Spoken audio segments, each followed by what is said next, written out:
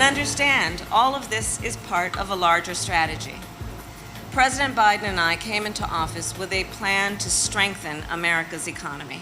Vice President Kamala Harris in Kenosha County Thursday, her first stop in Wisconsin ahead of the 2024 presidential cycle. Harris alongside the Commerce Secretary and Democratic U.S. Senator Tammy Baldwin highlighting the bipartisan infrastructure law and the administration's investment to expand access to broadband. After that, Harris attended two private fundraisers for the Biden Victory Fund. One of those at the home of Alex Lasry, the former Democratic U.S. Senate candidate, Bucks executive and current Democratic National Committee member and co-treasurer of the Democratic Governors Association. Alex, good to see you. Welcome back. Thank you. Thanks so much for having me. Take us inside the fundraiser, inside your home. What happened? What is the mood of Democratic donors right now? I think everyone's really excited. And I don't think it's just on the donor side. I think it's voters, and I think it's the grassroots. You know, I think her entire visit here, coming more than a year before the election, I think shows the importance that the Biden-Harris administration is putting on this state. And I think it also shows the results that they've had as an administration. No cameras inside your house. This was a private event. What was the conversation like?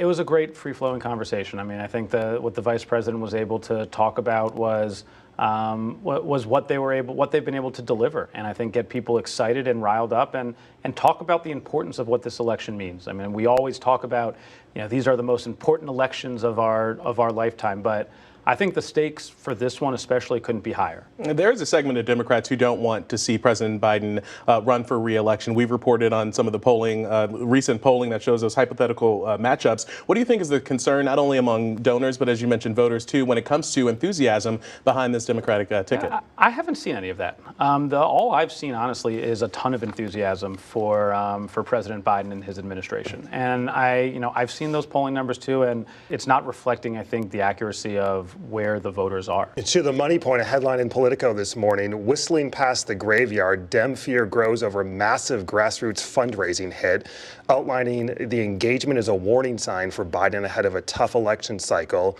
saying the new data suggests the threat of Trump, once a huge driver of Democratic fundraising, is not motivating Democratic donors like it used to. Yeah, I just haven't seen that. I mean, if you look at the most recent fundraising numbers, President Biden had a historic fundraising haul. And I think what we're actually seeing is people really excited about this election and about voting and getting out and putting back President Biden for another 4 years. And I think we're going to have an even better election this time than we did in the midterms.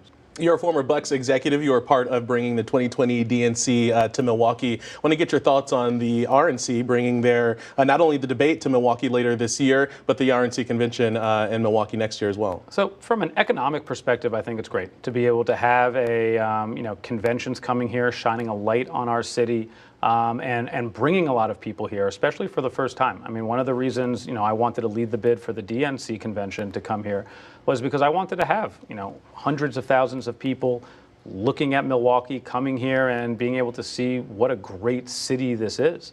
What I think is, more exciting from as a Democratic perspective is the contrast we're going to be able to draw. We've got the RNC convention here in Milwaukee. We've got the DNC convention in Chicago.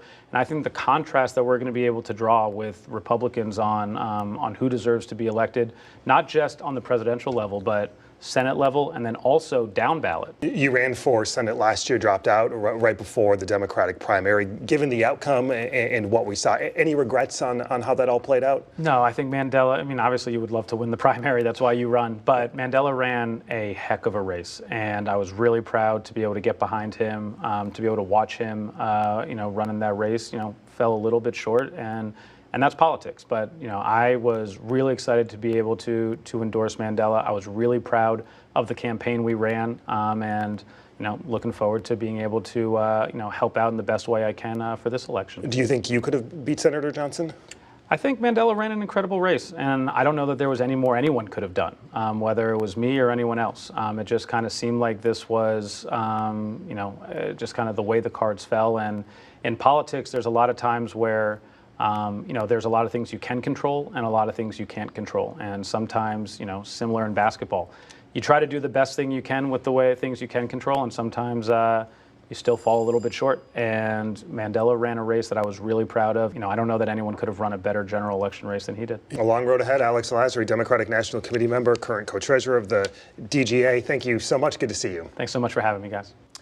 Up next, immediate action. A lawsuit filed challenging the state's legislative maps just hours after liberals take control of the state Supreme Court.